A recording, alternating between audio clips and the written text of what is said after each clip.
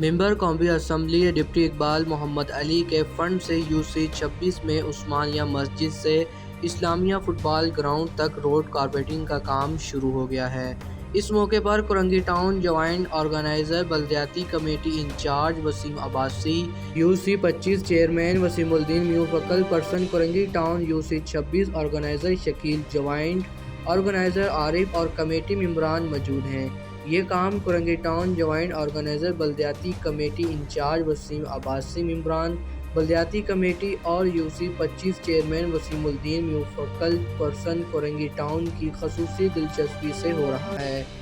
جو بہت جلد مکمل ہو جائے گا، جس سے عوام سے کیا گیا ایک اور وعدہ پورا ہو جائے گا۔ اور عوام نے MQM پاکستان کا خصوصی شکریہ ادا بھی کیا اور عوام کا کہنا تھا کہ کورونا وائرس جیسے مشکل حالات میں بھی عوامی سہولت کے لیے اپنے کام بھرپور انداز میں کر رہے ہیں۔